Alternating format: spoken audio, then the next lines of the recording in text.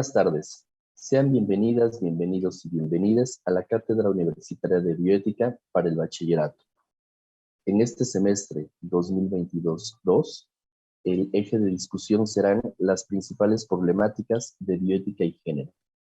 A nombre de la doctora Paulina Rivero Weber, titular del Programa Universitario de Bioética, les deseamos a cada uno de ustedes un excelente 2022 y agradecemos su asistencia a esta cátedra, la cual inicia el día de hoy con la conferencia magistral que estará a cargo del doctor José Antonio Sánchez Barroso, quien es licenciado, maestro y doctor en Derecho, todos con mención honorífica, por la Universidad Nacional Autónoma de México.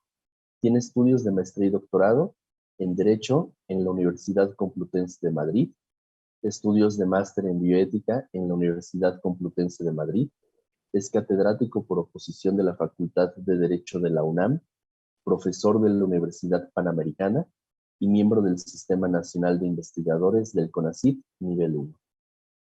Gracias, bienvenidos y bienvenidas. Iniciamos con la charla Bioética y Derechos Humanos. Gracias. Bien, muy buenas tardes a todos. Antes de comenzar pues esta disertación con ustedes, quiero agradecer la invitación que me han hecho para participar en esta cátedra universitaria de bioética para bachillerato. No conocía de esta iniciativa y me parece algo realmente formidable que vayamos discutiendo de estos temas tan importantes para la sociedad, tan importantes para cualquier persona, pues desde los primeros años, vamos a decirlo, de nuestra preparación preuniversitaria, ¿no? Efectivamente, pues el tema que hoy vamos a hablar es sobre bioética y derechos humanos. Si les parece bien, voy a exponer algunas ideas del tema y dejaremos un espacio final para preguntas y respuestas a efecto de no ir interrumpiendo la sesión. Si en el transcurso de la exposición ustedes tienen alguna inquietud, les rogaría pues la pongan ahí en los medios de comunicación que tenemos disponibles y al final pues iremos atendiendo a cada una de ellas. Bueno, pues para efectos de esta presentación, de abordar el tema, les pediría pues formular algunas premisas, ¿no? Es decir, tener por anticipado algunas ideas y darlas por ciertas, ¿no? Pueden ser objeto de nuestro análisis o no, pero en este momento pues simplemente darlas por ciertas para de ahí construir una argumentación.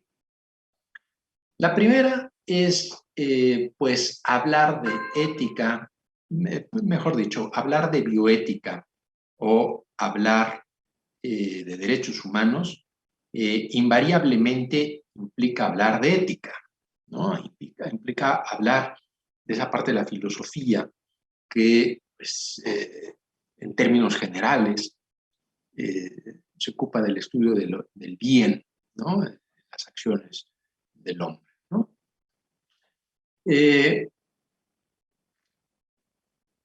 Me voy a ir un poquito atrás para formular esta primera hipótesis, esta primera premisa de la cual quiero yo partir en la argumentación. Una de las grandes ideas que arroja la ética clásica, la ética griega, pues es encabezada por el propio Aristóteles cuando dice que el hombre es un animal político, ¿no? Cuando dice que el hombre es un animal político, un son político. ¿Y cómo podemos entender esa primera idea de Aristóteles en relación con, insisto, el tema que hoy nos ocupa? Es lo que quería decir que el hombre, y se refiere al hombre en el sentido de humanidad, o lo vamos a tomar nosotros en ese sentido de humanidad, hombres y mujeres. Dice, el hombre es un animal político, y lo que él quiere decir con esto es que es un ser que no puede vivir solo, que no puede vivir aislado. es un ser relacional, ¿no? Yo entiendo que Aristóteles quiere decir esto con son político, es un ser relacional. Y lo dice en varias partes de su ética. Dice que pues el bien, la excelencia, la virtud, no se logra por sí solo, ¿no? Sino que se necesita de la polis. Dice, la perfección del hombre no se puede lograr en solitario. Necesita vivir en la polis. Esto nosotros lo debemos entender de que Aristóteles decía de que el hombre necesita de otra persona. El hombre, insisto, en el sentido de humanidad, invariablemente se relaciona con otro hombre. Y en eso estriba la ética, de cómo se va a relacionar una persona con otra persona.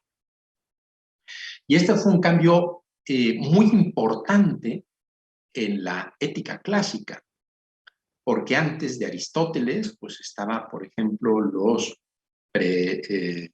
presocráticos, ¿no? Estaba, por ejemplo, Anaximandro, que pues, hablaba del cosmos, hablaba de la naturaleza. Luego viene Sócrates, donde se centra en el yo, conócete a ti mismo. Y luego viene Aristóteles y dice, no, el hombre es un ser relacional, es un ser que necesita. ¿Y por qué es tan importante para el tema de que hoy nos estamos ocupando de esto? Porque yo diría que la ética siempre nosotros la entendimos como un sentido relacional. ¿Cómo me relaciono yo con otra realidad? Y con Aristóteles esa otra realidad era otro yo, era otra persona que identifico con las mismas características que yo tengo. Es un ser racional, etc. Pero fíjense ustedes cómo en la historia de la filosofía esa idea de entender la ética como la forma de conducción relacional entre docentes cambia, lo voy a decir a grosso modo, en la Revolución Francesa, ¿no? 1789 surge esta gran revolución liberal en Francia, ¿no? Una de las ideas primordiales que tuvo la Revolución Francesa fue emancipar a la persona del Estado. ¿En qué sentido? De que se le reconociera a el ciudadano ciertos deberes y ciertos derechos en su actuación pública, que ya no estuviera sometido estrictamente al control público, sino que se le emancipara, se le reconociera un poderío que él tiene para decidir ciertas cuestiones de sí mismo.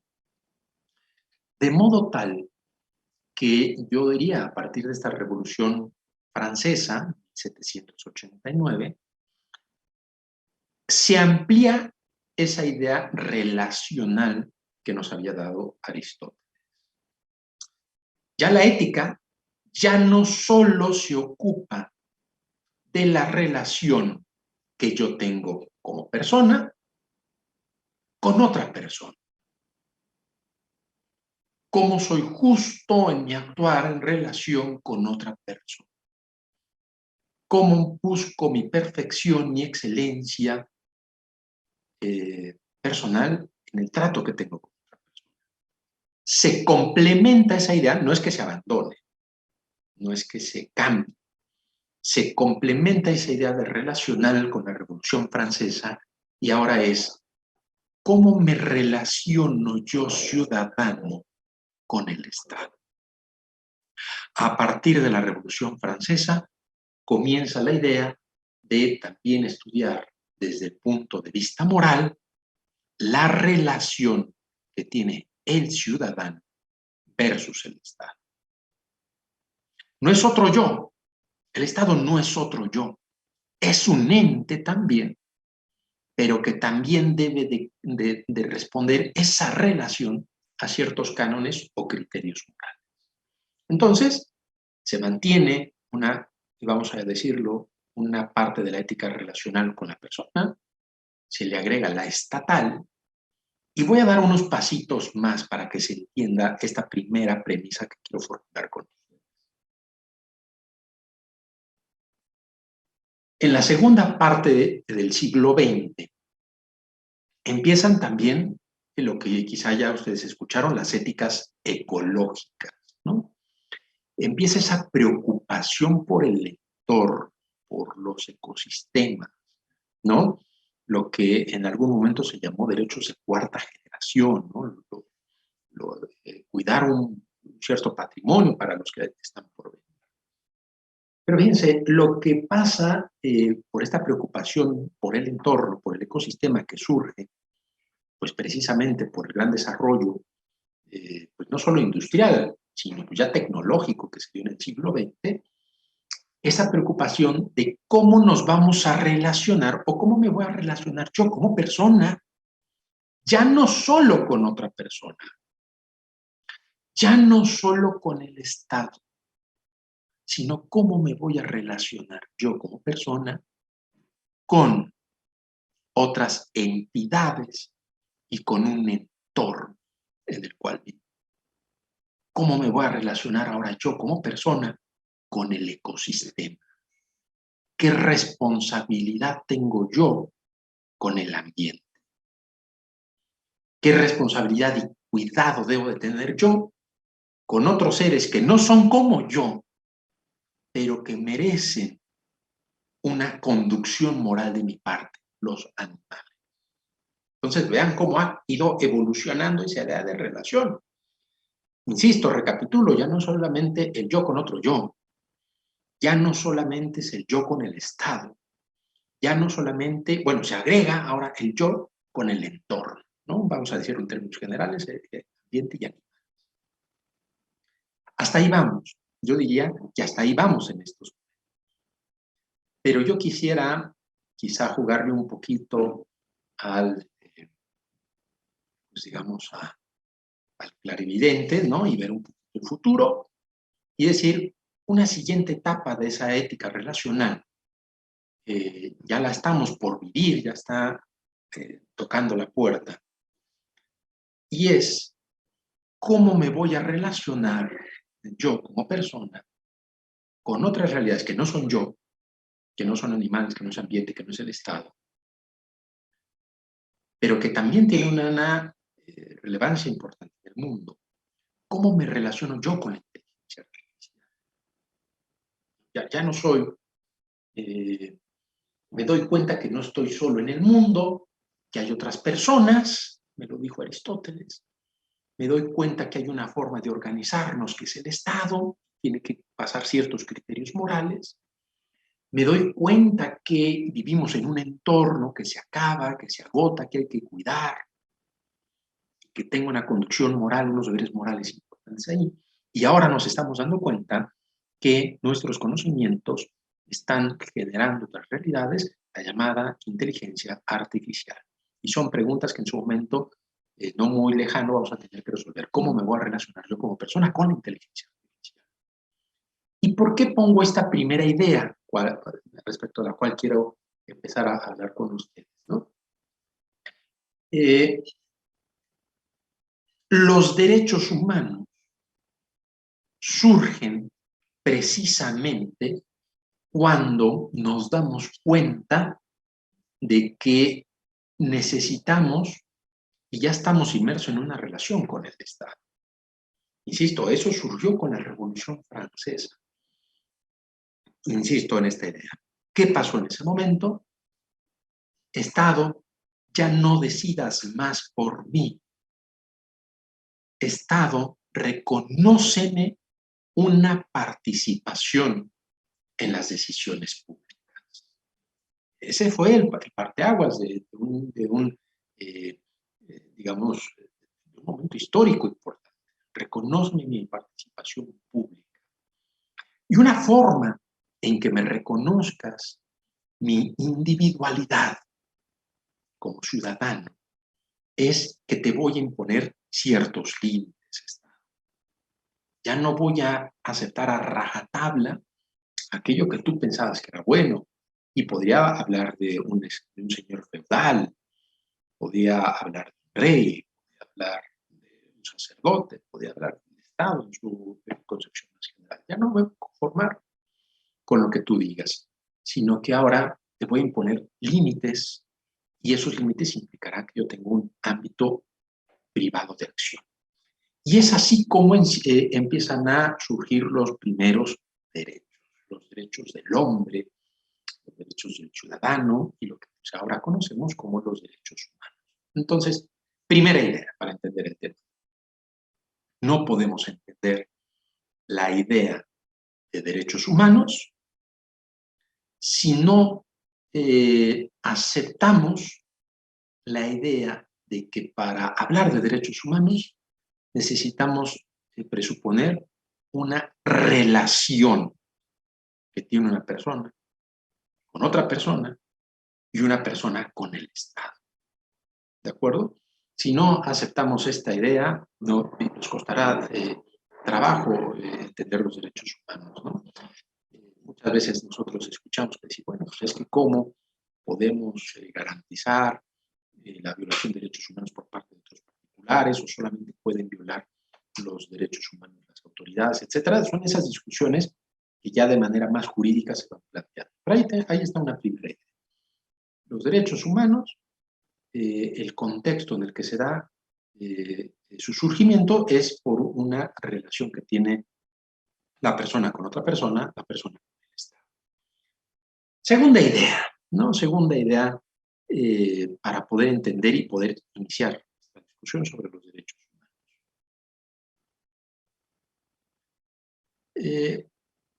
Los derechos humanos, los autores, materializan una ética de mínimos, ¿no? Los derechos humanos materializan una ética de mínimos. ¿Qué significa? Que en lo que estamos mínimamente de acuerdo, lo vamos a elevar a la categoría de derecho, de tal manera que se pueda llevar a cabo una convivencia ordenada, civilizada en una sociedad, ¿no? Y vamos a explorar esta segunda idea que les digo, me permitan partir de ahí, ¿no? Muchas veces nosotros podríamos preguntarnos lo siguiente. ¿En una sociedad sería posible y deseable que todos pensáramos igual? La respuesta es no, no es posible y mucho menos deseable, ¿no? En este sentido, podemos formular otra segunda pregunta.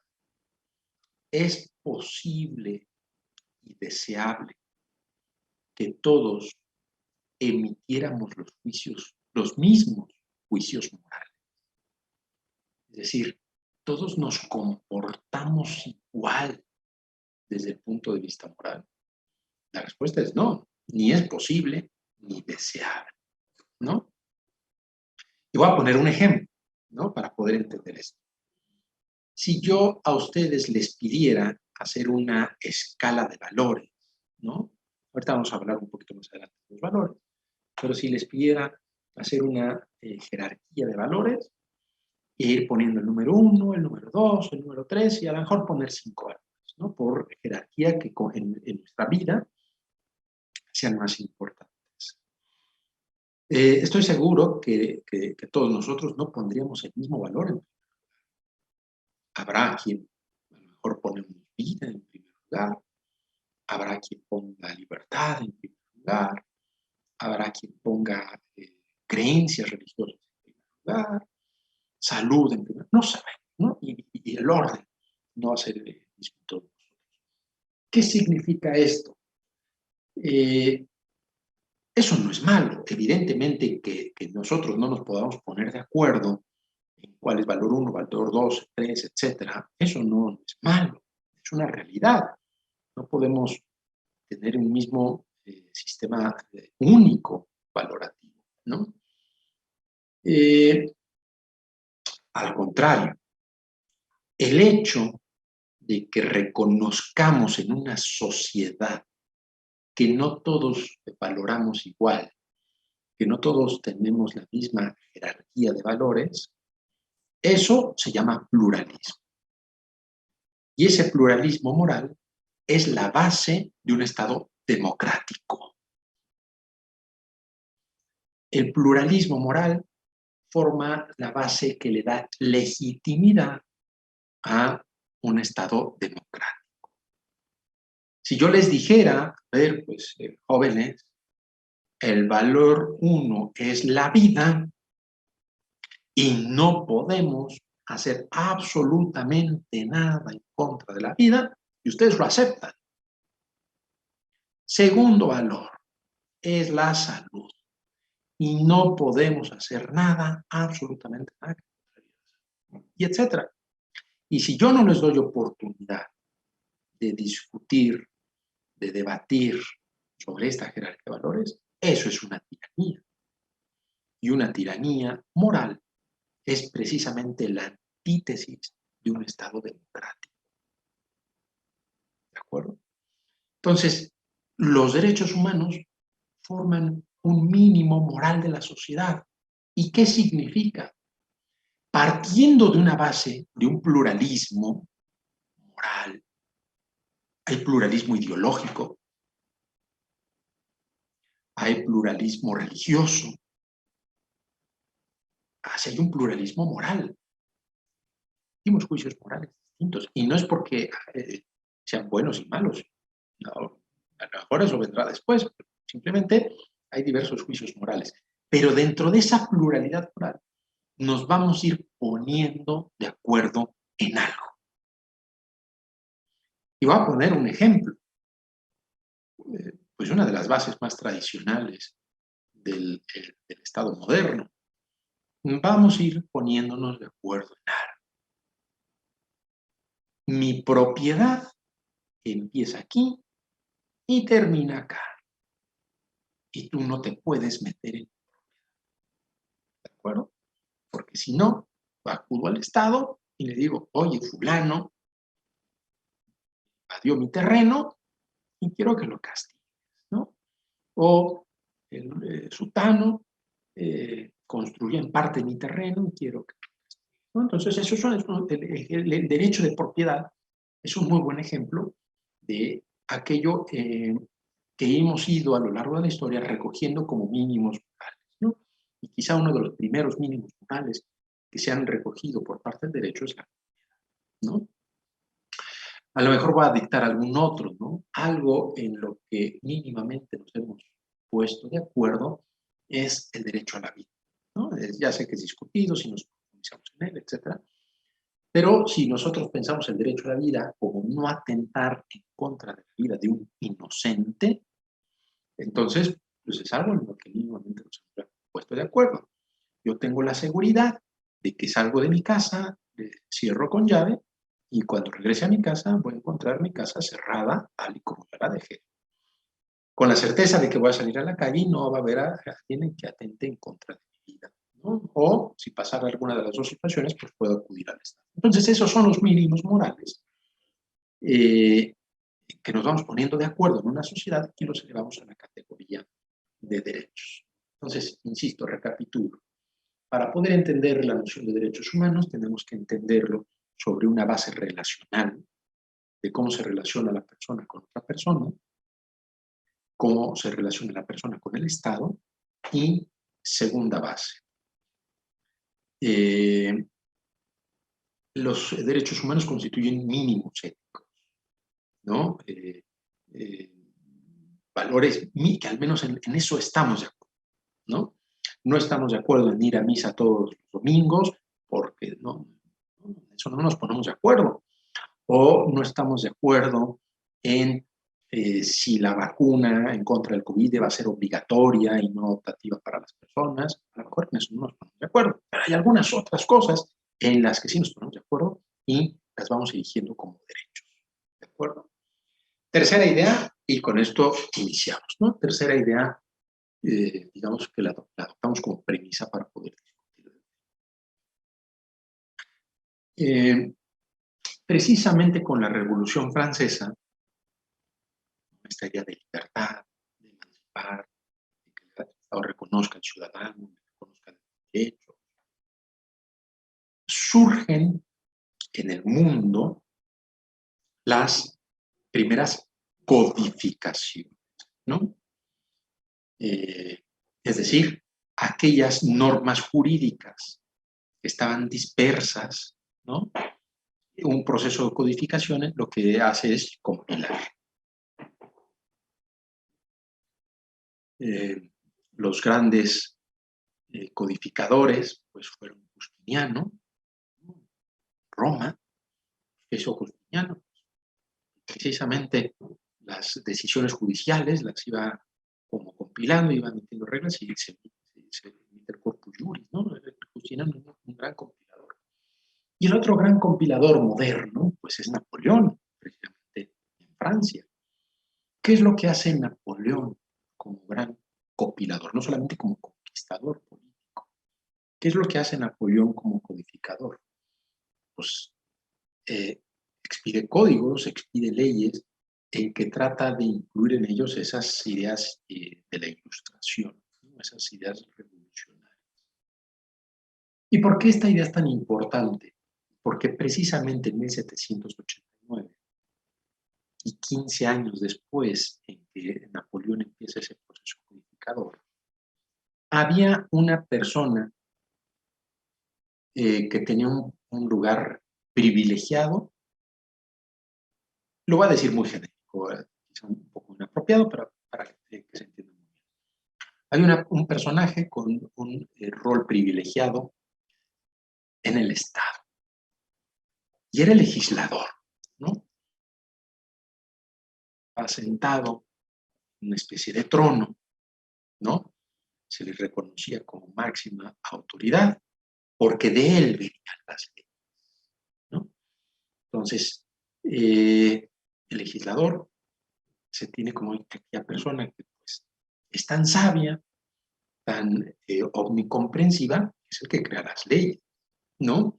Y tan es así que cuando había un problema de cualquier tipo, pues se iba a recurrir, o sea, recurría a las leyes para decir pues, cuál es la respuesta que dio la legislación, cuál es la solución que da el legislador a este problema.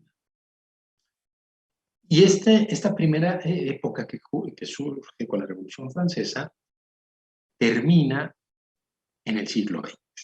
Fíjense, termina en el siglo XX. Yo le pondría fecha inclusive. Esta época gloriosa del legislador va de 1789 a 1940. ¿No? Es la época de oro del legislador. No es que hoy en día el legislador no sea importante, ojo, no estoy diciendo eso. Pero el legislador en ese momento era la figura importantísima, más importante. ¿Pero por qué señalo 1948? El fin de la Segunda Guerra Mundial. ¿No? El fin de la Segunda Guerra Mundial. ¿Y qué pasó allí? ¿No? Que movió esto. Ustedes recordarán, pues hay muchos libros, historia del derecho, historia de las ideas políticas, películas, que han ilustrado los famosos juicios de Nuremberg, ¿no? O sea, se gana la Segunda Guerra Mundial, ¿no? Y empieza a, digamos, se empiezan a juzgar a aquellos actores militares, políticos, científicos que participaron en el régimen nazi.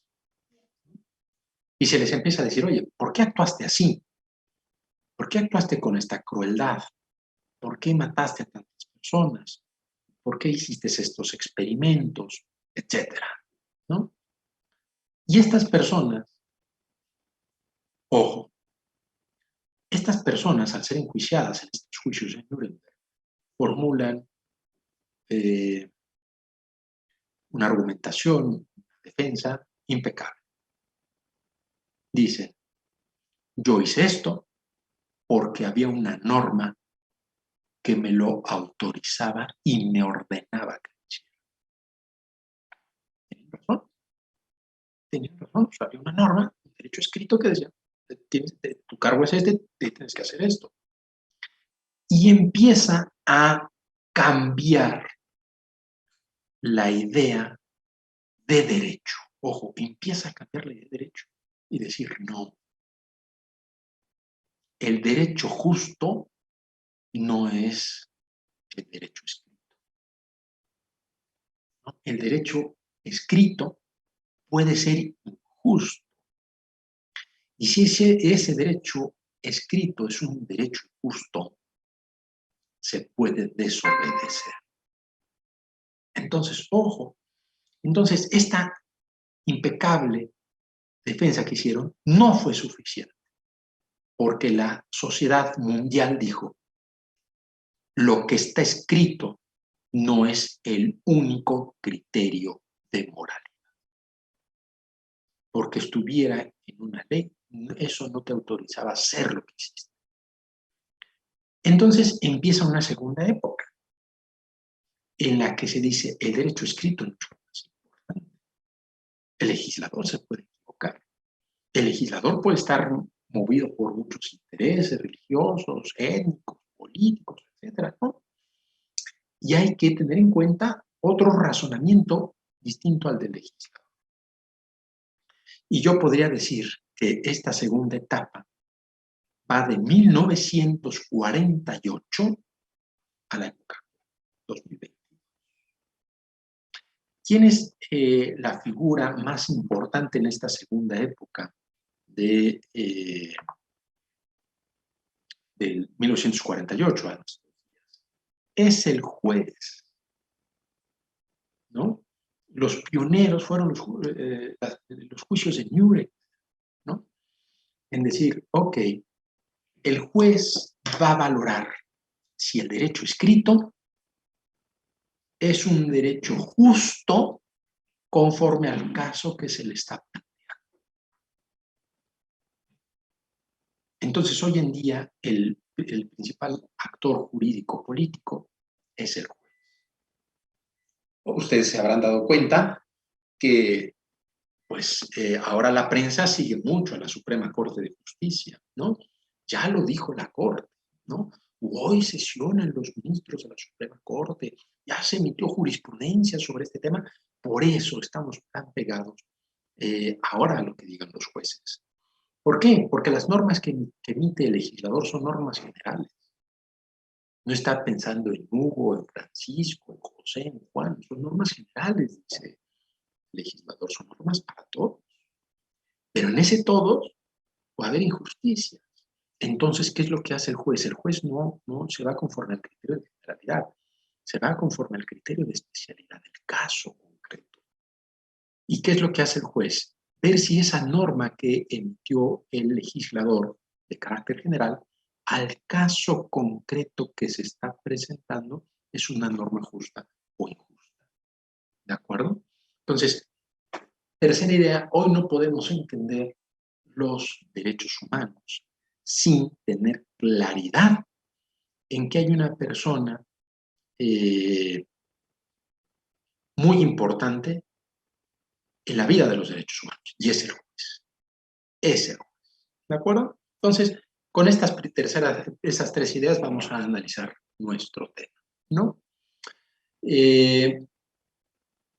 Ustedes tendrán presente que en junio del 2011, ¿no? Ya vamos más de 10 años, junio del 2011 se modifica la Constitución Política de los Estados Unidos Mexicanos, ¿no?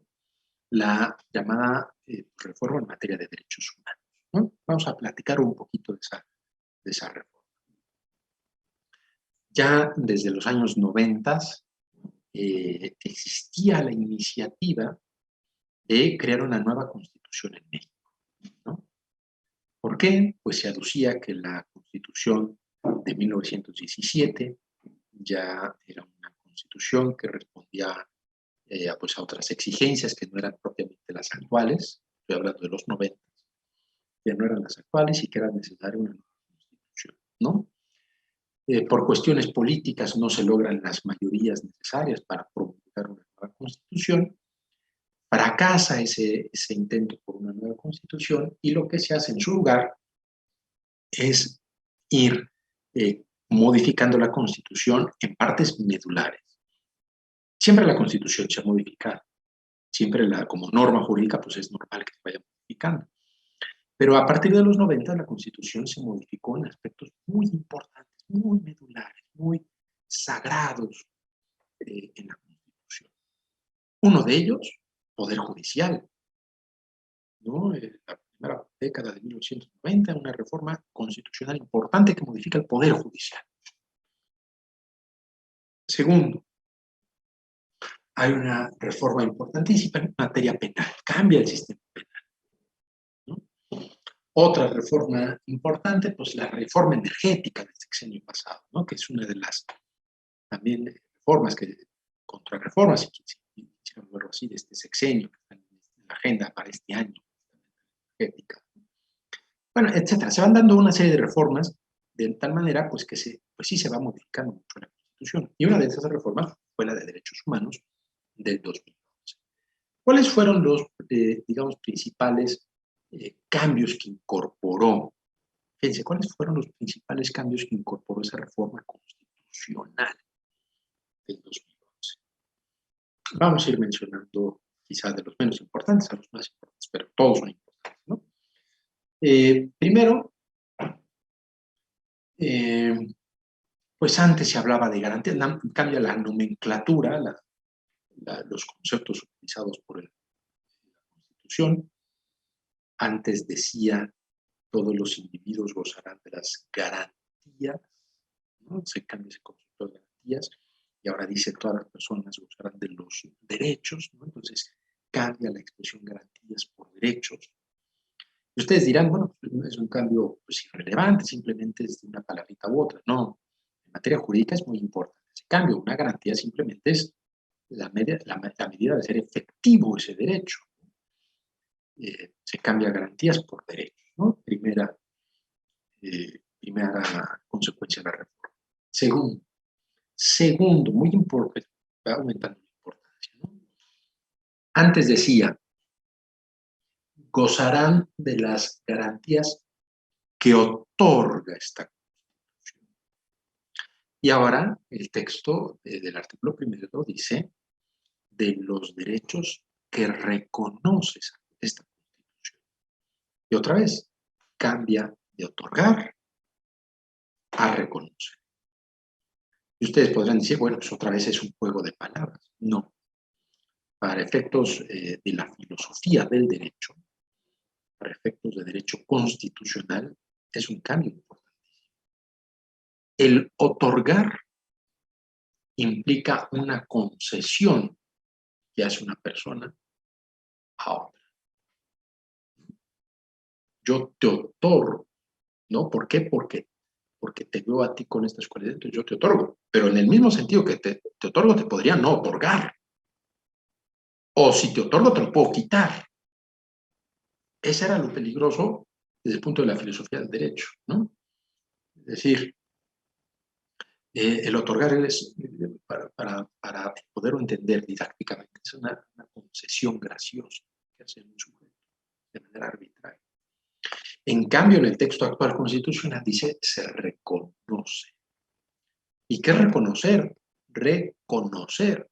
¿Qué significa esto? En que simplemente se aprecian, se captan ciertas cualidades, ¿no? Si yo tengo este teléfono celular, ¿no? Y digo, bueno, pues, ¿cuál será su valor en el mercado? ¿No? Pues veo sus características, su estado de conservación, etc. Y lo que hago es reconocer qué valor tiene esto en sí. Esto en sí mismo, como realidad económica, como realidad utilitaria, tiene un valor en sí mismo. Y yo lo que hago al tratar de fijar un valor es reconocer cuál es su valor que tiene en el mercado. Sucede algo así en esta reforma constitucional, de que se dice, a ver, el Estado no otorga nada. El Estado no tiene ese carácter moral de otorgar, porque así como otorga, insisto, puede retirar. No, el Estado debe reconocer. Y tercera cuestión muy, muy, muy importante de esta reforma, ¿no? Que eleva a nivel constitucional, es decir, a norma máxima en un sistema jurídico, nuestro sistema jurídico mexicano eleva a norma máxima los tratados internacionales en materia de derechos humanos. Importante. Ya no solamente son derechos humanos los que estén en la Constitución, ¿no? Los primeros 29 artículos de la Constitución, la parte dogmática de la Constitución, ya no solamente son derechos humanos esos, ya no solo, sino también a ese catálogo le vamos a incluir todos los demás, de todos los demás tratados que haya suscrito México en materia de derechos humanos. Entonces se enriquece ese catálogo, ¿no? Y la última consecuencia, desde mi punto de vista más importante, es la siguiente, ¿no? A partir del 2011 cambia nuestra forma de ver el derecho. ¿Por qué? Porque ahora ninguna norma, ningún texto normativo puede ir en contra de la Constitución. Esa es otra de las grandes consecuencias de la reforma. Ninguna norma expedida por ningún legislador puede ir en contra de la Constitución.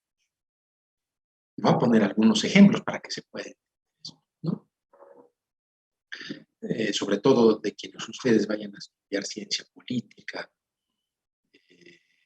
derecho, van a tener que entender esto fundamental desde el principio, ¿no? ¿Qué significa esto?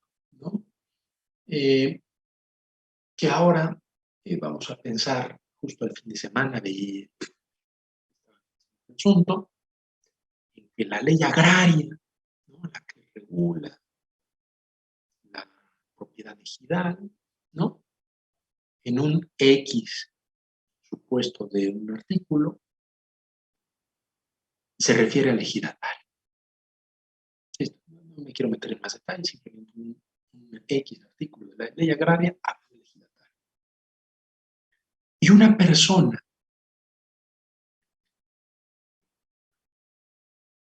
que no era ejidataria, era otro rol que la ley le da, llamada vecindad, acude con el juez y le dice, este artículo que le otorga beneficios al ejidatario va en contra de la Constitución.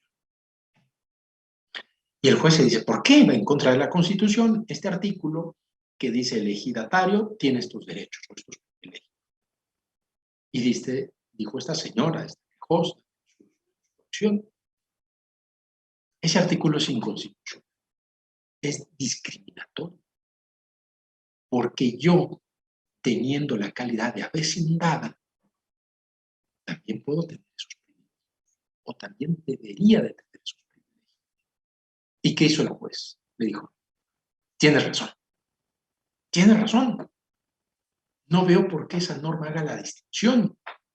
No veo por qué el legislador no dijo ejidatarios y avecindados. Tienes razón. Entonces el juez emite su resolución, dice sí, ese artículo es inconstitucional. Viola el derecho de la igualdad ante la ley. Entonces, también los avecindados tienen esos derechos que se refiere ese artículo para los ejidatarios. Ojo, porque insisto, a partir del 2011 esto lo puede hacer el juez. A partir de, ya lo podía obviamente hacer antes, ¿no? Pero ahora, en este control concentrado y difuso de la Constitución, el juez, ¿no? No puede dictar sentencias que vayan en contra del texto constitucional, ¿no? Insisto, esto es una idea más con más detalle que ustedes irán a estudiar en sus estudios profesionales muy probablemente, pero ojo, a partir de esta en 2011, no solamente el juez puede declarar inconstitucional un artículo, sino además el juez también tiene que cuidar que sus resoluciones no vayan en contra de la Constitución. ¿De acuerdo? Que determinados actos de autoridad no vayan en contra de la Constitución. Entonces, implica, si se dan cuenta, un cambio de mentalidad. Porque si antes el derecho escrito era el derecho justo, y esa fue la argumentación del régimen nazi, pues yo actúo así porque era el derecho escrito, cambia. Y hoy ya la práctica jurídica en nuestro país ya no es así. Ya el derecho escrito no se precalifica como justo. Puede ser justo, bueno, pero puede ser injusto. Y entonces ahora lo que le toca hacer al juez es calificar si ese derecho es justo o no, porque ahora incluso el juez lo puede dejar inválido. Puede decir, no le hagas caso al legislador, se equivocó. ¿De acuerdo? Entonces el legislador, el juzgador es el que viene, digamos, a hacer todo esto, ¿no? Y en este sentido, pues surgen los derechos humanos, ¿no? Hoy, digamos, no podemos entender la práctica jurídica ni política de nuestro país de los derechos humanos, ¿no? Si ustedes ponen atención en cualquier discurso político, en cualquier discurso académico, inclusive hasta religioso, pues aparece el tema de los derechos humanos, ¿no? Es algo que todos estamos teniendo presentes en nuestro lenguaje. Por ejemplo, pues yo cuando estudié la carrera, pues yo no estudié derechos humanos, no existía esa materia, ¿no? Se llamaba garantías y lo veíamos desde el punto de vista procesal, etcétera. Ya fue hasta los estudios ya de posgrado en que pues, se empieza, o al menos en mi generación nos tocó empaparnos en ese tema. Pero ¿por qué menciono esto de la formación? Porque hoy el hecho de que ustedes en sus estudios de bachillerato, de preparatoria, estemos hablando de derechos humanos, implica porque ya no es un tema solamente reservado a juristas, ya no es un tema solamente reservado a políticos, sino es un asunto ya que nos concierne a todos, los derechos humanos. ¿Y cómo surgen los derechos humanos, estos mínimos morales, ¿no?, que habíamos platicado?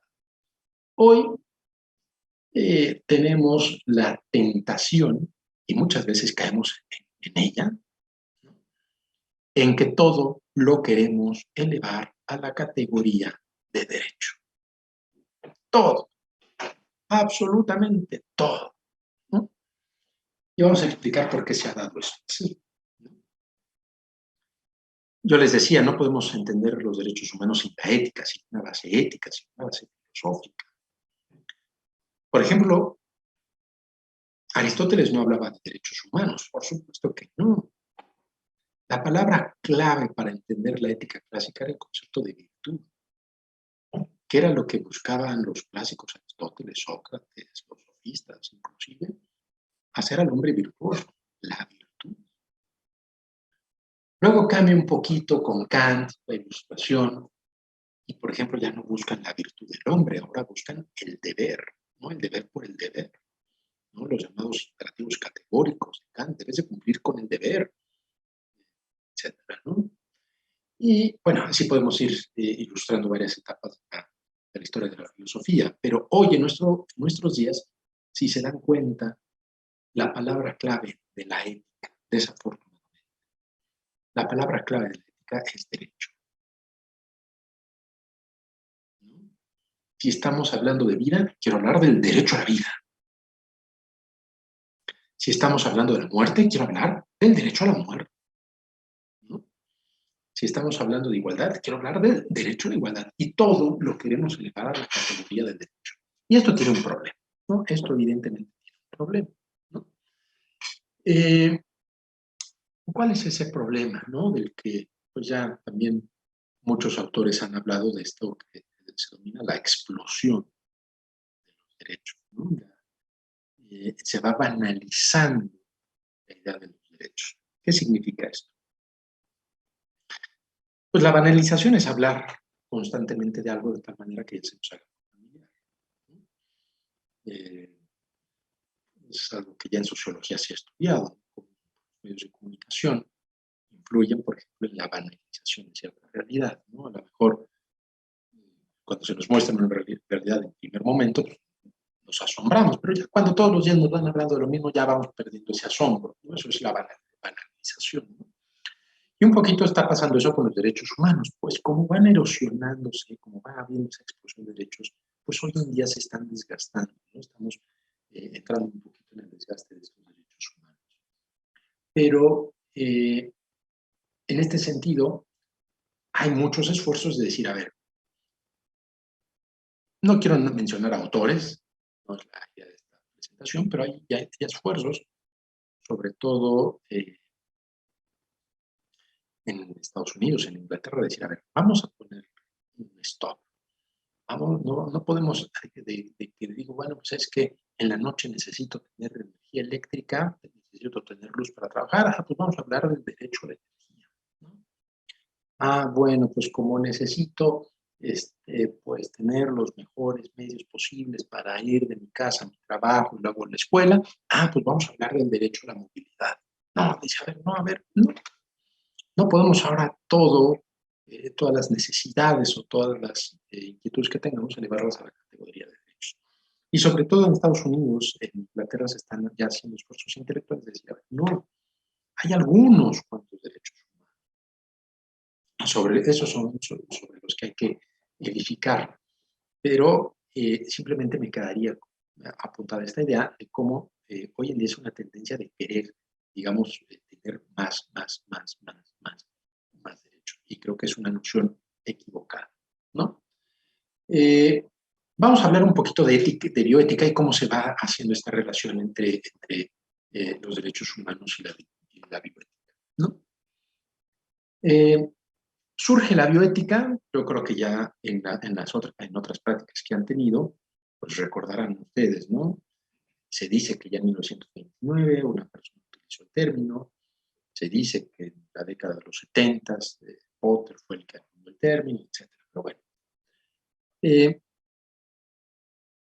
¿Cómo surge la bioética? Pues yo creo que sí surge en los años 70, ¿no? Como aquella preocupación de la persona de establecer una relación entre hechos y valores. Establecer una relación entre hechos y valores. Las personas que fabricaban la bomba atómica decían, mi deber moral es hacer bien la bomba.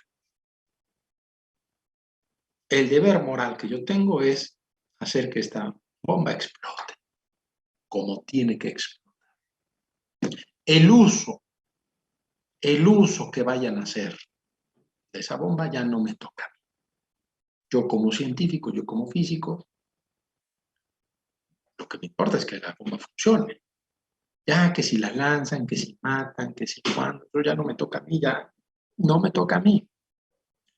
Y el día que explota esa bomba atómica, ¿no? Lo recordarán ustedes, Hiroshima, dijeron este grupo de científicos, el día de hoy la física ha pecado. Contundente esa digamos, confesión. El día de hoy la física ha pecado. ¿Y por qué? Porque se dieron cuenta de que no podían ser ajenos del uso que se iba a dar a sus conocimientos. Y digamos, esto es lo que recoge la bioética. Es decir, esos conocimientos que se van generando no pueden ser amparados, no pueden estar fuera del análisis ético, del análisis moral. También hay que pasarlos por un escrutinio, también tenemos que saber desde el punto de vista moral si son buenos o no, si van a ser para el bien de la persona. Originalmente solamente se tenía pensada la bioética para la ecología, el ecosistema, ¿no? Pero fíjense, paradójicamente donde tuvo más crecimiento académico, pues fue en la medicina, ¿no? O sea, la medicina fue la que en primer lugar abrazó la bioética, ¿no? Y es donde y existen más trabajos académicos en bioética, en la medicina, ¿no? Pero, ¿qué es lo que hizo la bioética desde mi punto de vista? ¿No? Por contar un poquito la historia. Pero, digamos, ¿cuál es la gran conquista de la bioética desde mi punto de vista? ¿No? Que surge en los años 70, se consolida en los 90, 2000, y hoy, de igual manera, desde mi punto de vista, no podemos entender una completa formación de un bachiller, de una persona que estudia la preparatoria, de un universitario, si no conoce de derechos humanos si no conoce bioética. Ya la bioética es asunto de todo, ¿no? Pensar que los derechos humanos solamente son para juristas, para politólogos, ¿no? Ese es un error. Todos los ciudadanos debemos de conocer derechos humanos. Igualmente, si pensamos que la bioética es un asunto solamente de médicos, de científicos, estamos en un error. La bioética ya es asunto de todos. ¿Y por qué? La bioética terminó de hacer algo que estaba pendiente, ¿no? La bioética, yo diría en este lapso de 1970, 2000, 2010 más o menos, en ese lapso de 30, 40 años, la bioética terminó de hacer algo que estaba pendiente. Y era emancipar por completo a la persona. Emancipar por completo a la persona de un régimen público.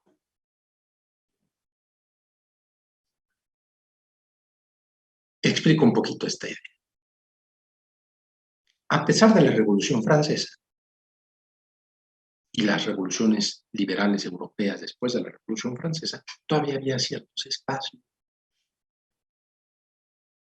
en los que la persona no podía decidir. Había ciertos espacios en los que el Estado era todavía el que decía quién, cómo y dónde. Y la bioética comienza por conquistar esos espacios. Fíjense ustedes, hay un año crucial en la historia del siglo XX, y ese año fue 1960. Un año crucial, yo creo que como pocos así de ese año, ¿no? ¿Qué pasó en 1968?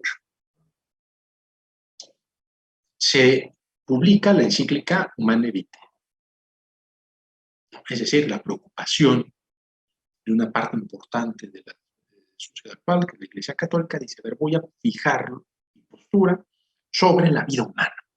Se da en el 68. Podemos estar de acuerdo o no, pero es un acontecimiento importante. La publicación de la encíclica. El asesinato de Martin Luther King.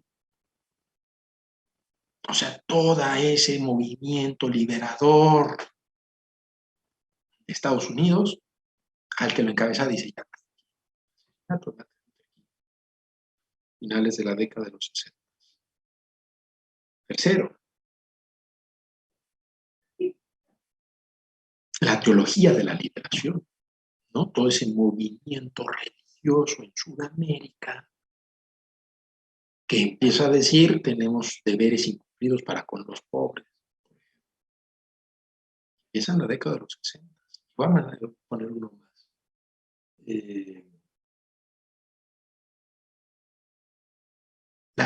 Las revoluciones estudiantiles, ¿no? O más que revoluciones, los movimientos estudiantiles a nivel mundial.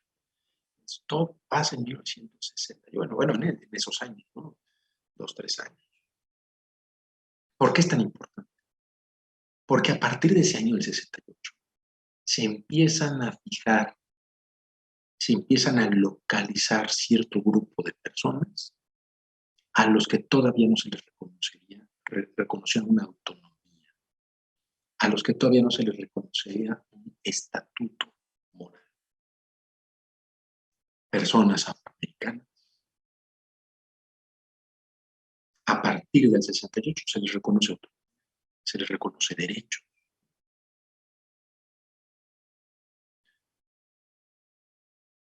Un poquito antes de los 60, pero la propia mujer, la Revolución Francesa no le dio nada, ¿no? Fue hasta el siglo XX en el que a la mujer se le empieza a reconocer cierta participación en la vida pública.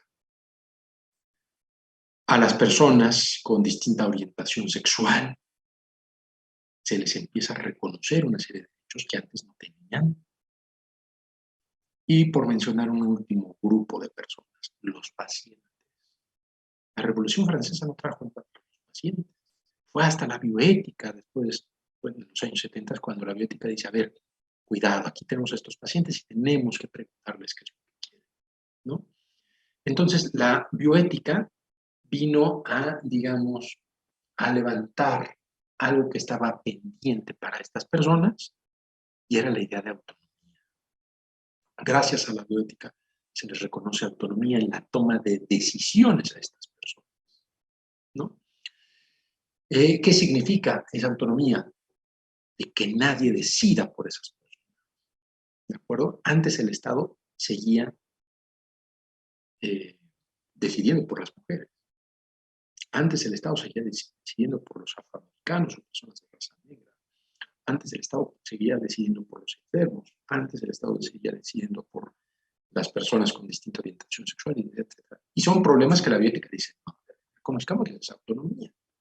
Y ojo, autonomía no es haz lo que quieras, no, sino simplemente decir, di qué es lo que quieras, ¿no? Porque muchas veces entendemos autonomía como, pues yo soy autónomo, yo hago lo que quiero, no tengo que dar explicaciones. No, eso no es. Simplemente la posibilidad de decir, a ver, ¿qué es lo que quieres tú? Preguntar, algo que no se había dicho antes es, ¿qué es lo que quieres? Entonces, ¿cómo hacer esa amalgama de derechos humanos y bioética? Fíjense cómo se dan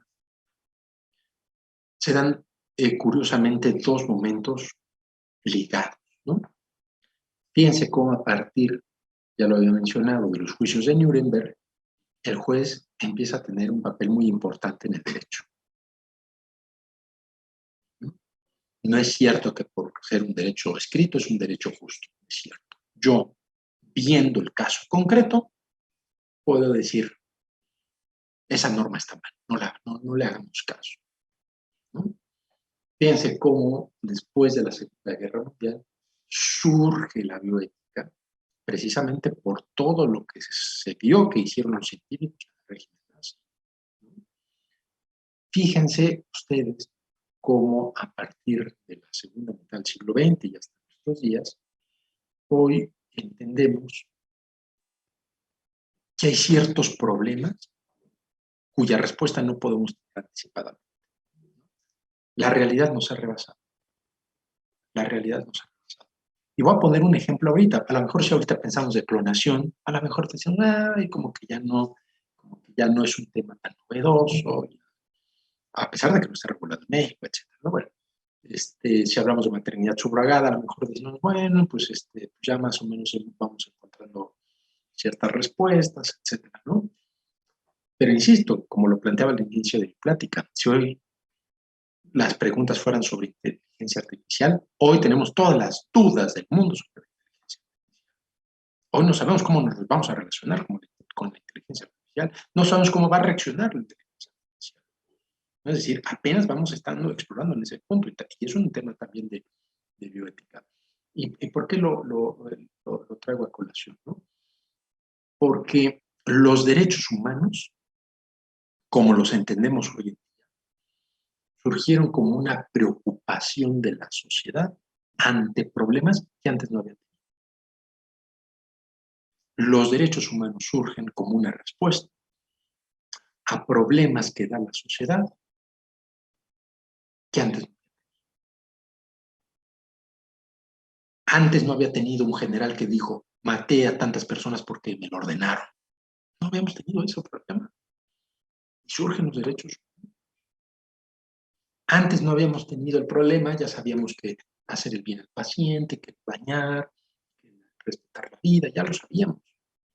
Pero no habíamos tenido los problemas del siglo XX de decir, a ver, una mujer está concibiendo el hijo de otra. Y hay un determinado momento en que pues a lo mejor ya ninguna de las dos mujeres lo quiere. Esos problemas no los habíamos tenido antes, ¿de acuerdo? Regresa. Esos problemas no los habíamos tenido antes, ¿no? Entonces, la bioética y los derechos humanos son una respuesta que desde el punto, digamos, de que la sociedad, pues, desde la Segunda Guerra Mundial hasta nuestros días, con una evolución evidente de pensamiento, trata de dar respuesta a una serie de problemas, ¿de acuerdo? Bueno, algunas ideas conclusivas, ¿no? Algunas ideas conclusivas.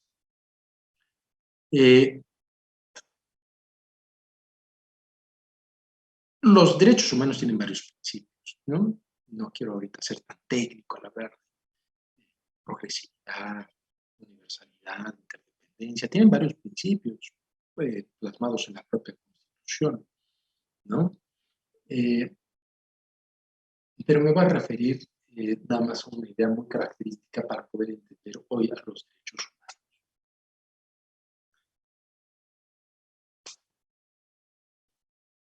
Insisto, para poder entender hoy los derechos humanos, ¿qué fue lo que hizo el Estado o el régimen nazi? De decir, no todos somos iguales, ¿no? Yo soy, o yo represento a la raza pura, y tengo ese deber moral de velar por la supervivencia de la raza pura y eliminar todo lo que no entre en esa clasificación de raza pura. Esa fue la principal máxima moral del régimen, ¿no? Con los juicios de Nuremberg se lanza la siguiente idea.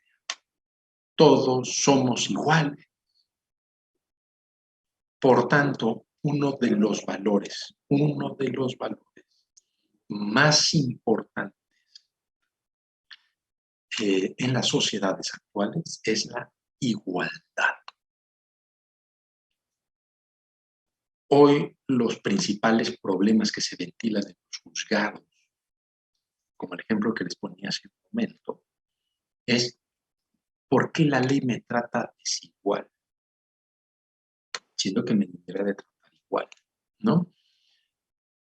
Y otra forma de ver cómo funciona este principio de igualdad, o este valor de igualdad, mejor dicho, en las sociedades contemporáneas, es que todas las constituciones que se promulgaron después de la Segunda Guerra Mundial, y me voy a referir a dos, quizás las más importantes, la de Alemania y la de España, en sus primeros artículos hablan de dignidad humana. ¿Qué es la dignidad humana? La igualdad.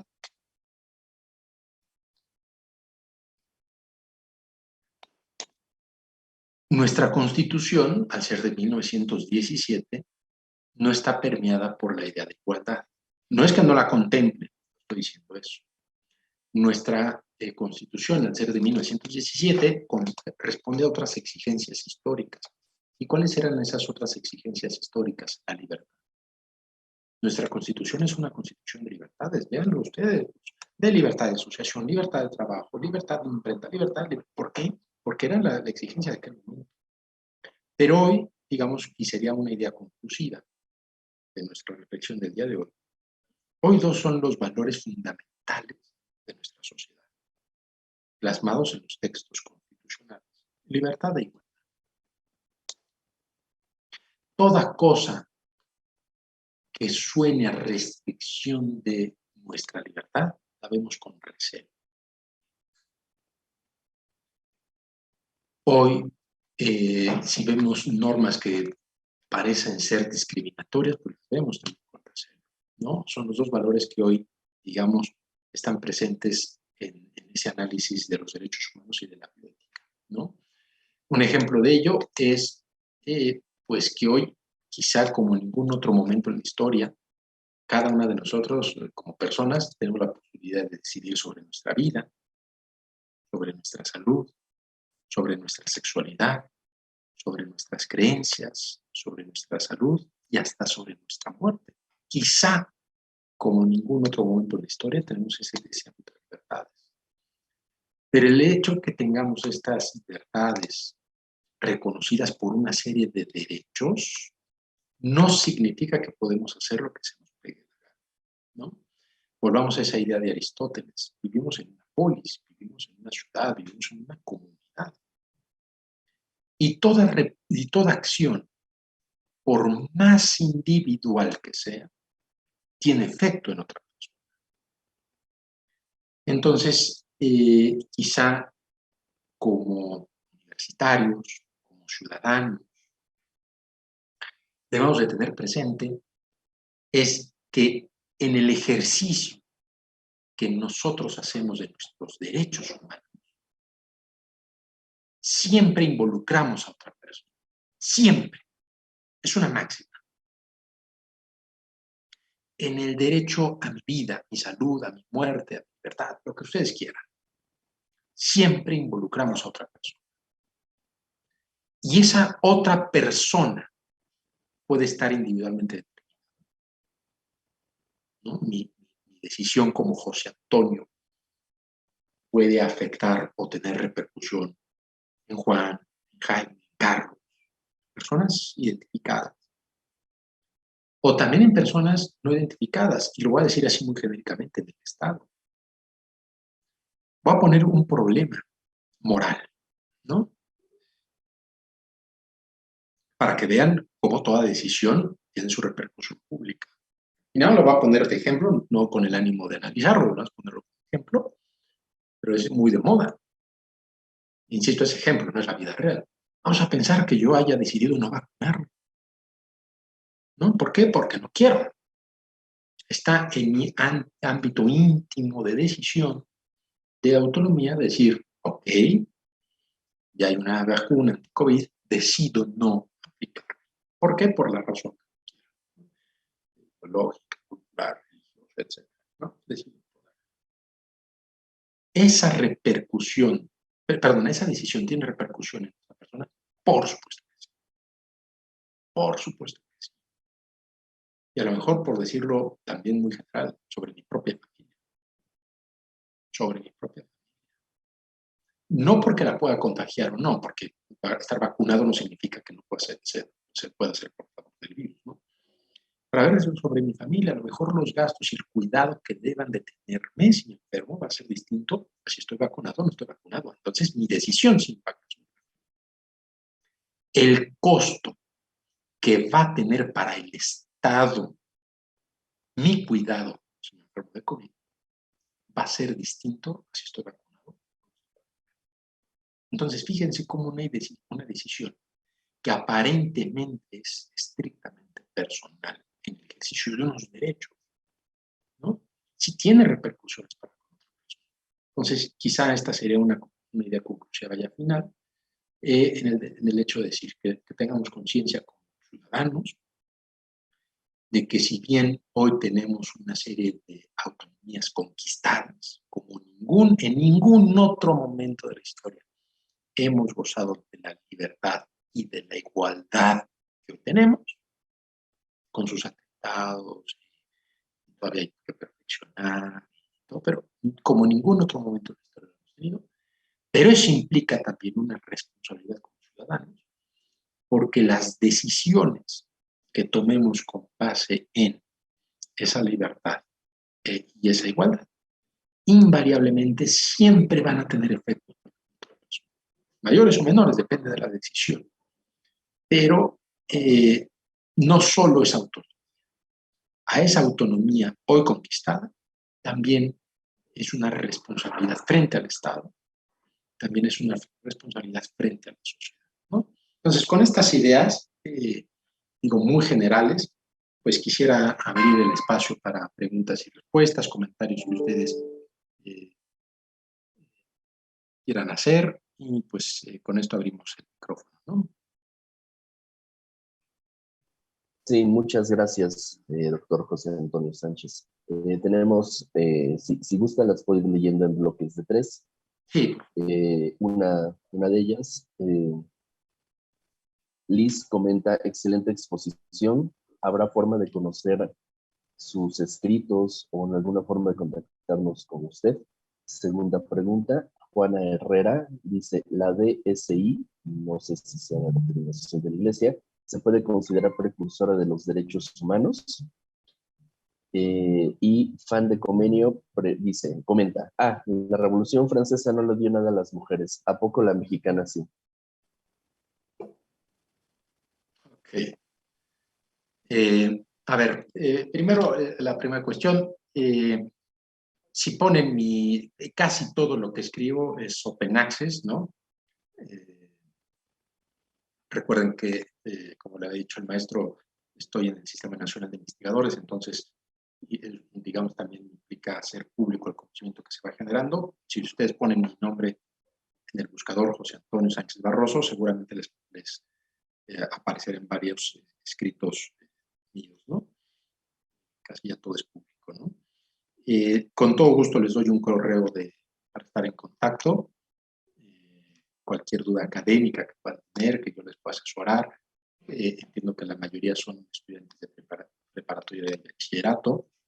Yo estoy concentrado más en mi actividad académica en licenciatura y posgrado, pero por supuesto en lo que yo les pueda orientar académicamente, les pongo a sus órdenes en mi correo, que es josesanchezbarroso@derecho.unam.mx. josesanchezbarroso@derecho.unam.mx, ¿no? La siguiente, que si la DSI, pero no sé qué se refieren con DSI.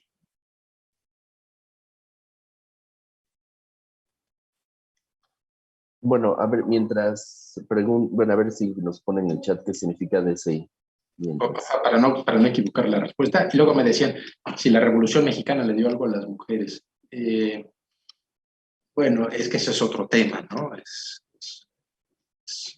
otro gran tema, ¿no? Digamos, yo no me lo voy a decir genéricamente, ¿no? Saliéndome del tema, ¿no? Yo creo que saliéndome del tema, ¿no? Todavía, digamos que la sociedad, no solamente la mexicana, sino la sociedad mundial todavía tiene, digamos, un deber incumplido para las mujeres, ¿no? Todavía hay mucho que hacer por el reconocimiento. ¿No? A la mujer no se le tiene que otorgar nada, por el reconocimiento, como lo dice el propio texto constitucional, ¿no? Pero creo que sí vamos caminando hacia ello. No sé si haya más preguntas. Sí, César Augusto Mendoza pregunta, ¿el derecho humano a la salud implica necesariamente la obligación del Estado de garantizarlo? ¿De qué manera se incluye la bioética en el proceso legislativo, si es que esto sucede actualmente? Y Juan Herrera dice que se refiere a DSI como doctrina social de la Iglesia. Y también pregunta si en el caso del tenista que fue expulsado de Australia, es un ejemplo de esto, de las vacunas que he comentado. Ok. En primer, el derecho a la salud. A ver, profundizamos a lo mejor un poquito, y qué bueno que se hace esta pregunta. Efectivamente, el Estado mexicano tiene la obligación, entre otras, de garantizar, ¿no? De vigilar que estos derechos humanos realmente sean efectivos en cada una de las personas. El derecho a la salud implica la posibilidad de tener acceso a unos servicios públicos en caso de que mi salud se vea afectada, ¿no? Pongo un ejemplo. Si yo estoy enfermo, el derecho a la salud no significa que el Estado me deba de curar. Eso no significa, porque no depende del Estado, ¿no? Si yo tengo un cáncer muy avanzado, en estado terminal, por el derecho a la salud no le puedo decir, oye, Estado, cúrame. El Estado me va a decir, pues sí, pero no puedo. El derecho a la salud implica que yo pueda tener acceso a todos los medios disponibles para, en la medida que científica y técnicamente sea posible, recuperar mi salud. Eso significaría. Y la bioética participa muy activamente en ese derecho a la salud. Voy a poner algunos ejemplos, ¿no?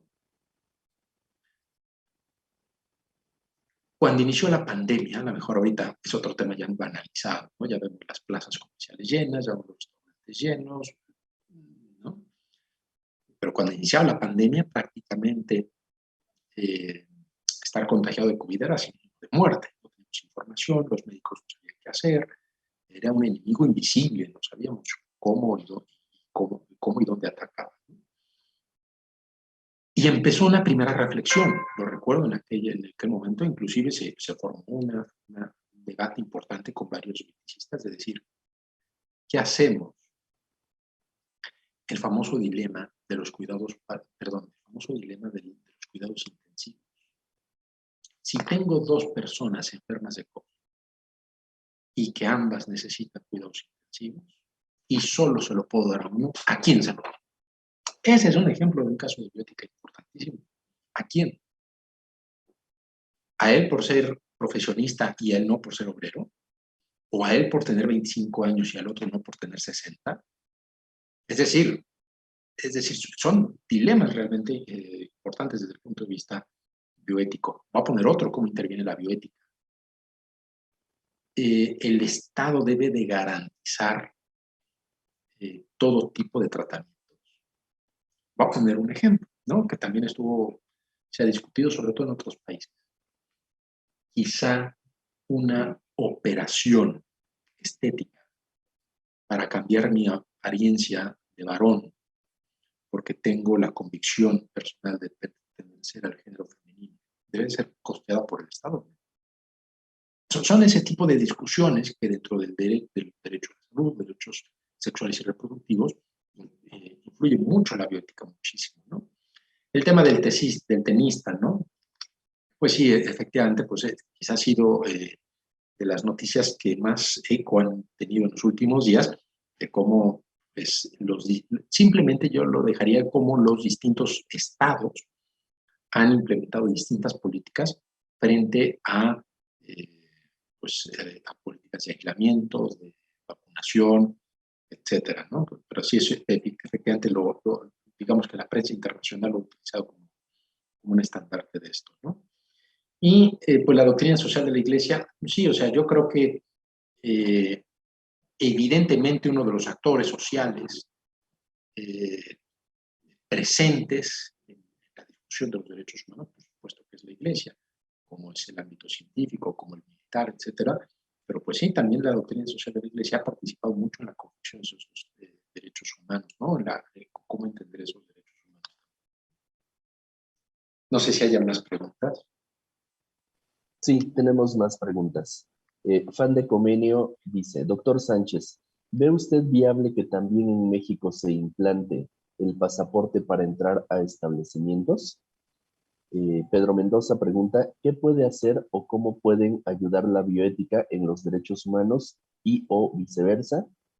Y Olga Cruz dice, tenemos derecho a la salud, sin embargo, como personas debemos ser preventivos a la salud. ¿Qué opina al respecto? Sí. Primera cuestión, ¿no? Me preguntan de este tipo de pasaporte, ¿no? A ver, voy a poner un ejemplo, ¿no? En su momento, cuando, insisto, hubo estos foros de bioeticistas que deliberaban sobre las consecuencias de la pandemia, yo puse el siguiente ejemplo, ¿no? De cómo se están presentando los problemas, ¿no? La pandemia puso un problema moral a discusión de políticos y puso el valor de la vida o el valor salud en contra del valor trabajo, ¿no? Y ahí están las decisiones variopintas respecto a estos dos valores en conflicto, ¿no? Hubo un primer momento en que se sacrificó totalmente el trabajo. Es decir, no me importa lo que te dediques, no me importa tu condición socioeconómica, tu actividad, absolutamente nada, y toda la política del Estado va dirigida a proteger la vida y la salud, ¿no? Y esto puede haber sido bueno, puede haber sido malo, trajo sus consecuencias buenas, sus consecuencias malas, ¿no? Eso lo vivimos en México y lo vivimos a nivel internacional, ¿no? Que nos volcamos sobre esto. Ahorita parece que estamos haciendo lo contrario, ¿no? Ahorita parece que estamos haciendo lo contrario, como que estamos sacrificando un poquito la vida, la salud, para fortalecer o gestionar con mayor importancia el valor del trabajo, ¿no? Las circunstancias son distintas, ¿no? Cuando se hizo lo primero no había vacunas, ahorita sí hay vacunas, cuando se hizo lo primero los médicos no sabían cómo reaccionar, ahorita sí se sabe. Es decir, el contexto es distinto, ¿no? Pero y las opciones intermedias que pueden existir, ¿no? También las hemos vivido y también las seguimos viviendo. En este sentido, pues el pasaporte, esto tanto, o este comprobante de vacunación para poder salir del país o poder entrar en un país o poder ya participar en determinados eventos públicos, pues constituye, digamos, dentro de esas medidas intermedias, ¿no? Que pues para no detener la parte económica, pero al mismo tiempo proteger la salud, pues podría ser una de ellas. Yo la estimo difícil en nuestro país, por muchas razones, ¿no? Uno, la falta de presupuesto que tenemos para un tipo de implementación de este sentido, ¿no? Y otro, pues a diferencia de otros países, pues somos un país muy grande, a lo mejor nosotros no nos damos cuenta, pero nosotros, nuestro país en extensión, el número de habitantes es superior a pues, prácticamente cualquier país europeo, entonces tiene sus complejidades, ¿no? Yo lo estimo difícil. ¿Cómo ayuda la bioética y los derechos humanos a la bioética? A ver, yo creo que no pueden vivir disociados, ¿no? O sea, hoy una persona que emite un dictamen para un legislador, para un juez, desde el punto de vista bioético, no, o sea, no mencionar a los derechos humanos sería algo imperdonable, ¿no? Y al mismo tiempo, los problemas o en la ponderación que hace un juez respecto de derechos humanos en un caso concreto, pues también ahí la bioética influye mucho. Quizá en nuestro país está un poquito rezagada, ¿no? Pero cuando tiene que ver con derecho a la salud, derechos sexuales, acto médico, ahí sí lo hemos visto muy contundente en nuestro país, pero pues, hoy en día yo los entendería como indisolubles, ¿no? Y por último, el derecho a la salud, pues sí, efectivamente, hay una corresponsabilidad, ¿no? Quizá el ejemplo que les ponía hace un momento es muy ilustrativo, ¿no? El hecho que yo decida no vacunarme, obviamente es mi decisión. Obviamente no va a venir el ejército mexicano y me va a agarrar y me va a poner la fuerza. No creo que eso vaya a ser nunca, ¿no? Pero sí hay una corresponsabilidad en nuestro cuidado de nuestra salud, ¿no? Recuerdo que uno de los problemas bioéticos en la época de los 80 en Estados Unidos, decir, a ver, esta persona que toda su vida le dije que no tomara, que toda su vida le dije que no fumara, y que ahora tiene eficiencia, bueno, tiene alguna enfermedad pulmonar, alguna enfermedad, etcétera, y ahora viene conmigo Estado y quiere que yo la cure, ese fue un problema que se planteó en Estados Unidos, ¿no? Evidentemente hay una corresponsabilidad. Y lo que decía la persona que preguntó esto, sí, recordemos que, digamos, en el ámbito de salud hay tres momentos, ¿no? Un momento preventivo, ¿no? La llamada medicina preventiva. Si se dan cuenta, sobre todo a partir del sexenio de Vicente Fox, fue cuando en las distintas políticas del Instituto Mexicano del Seguro Social, con mayor contundencia empezó lo que es la medicina preventiva, ¿no?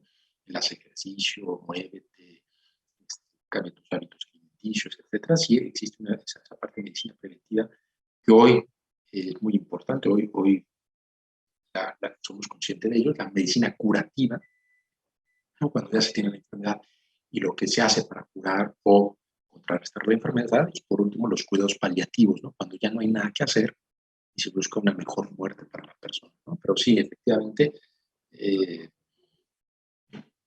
la parte de la medicina preventiva hoy es muy importante, ¿no? Inclusive lo recuerdo también en las clases de preparatoria, cómo se nos hacía énfasis en la materia de salud, etcétera, de esta medicina preventiva. Sí. Sí, claro. Ezequiel Montes pregunta, ¿podría ampliar la relación entre la teología de la liberación y la bioética?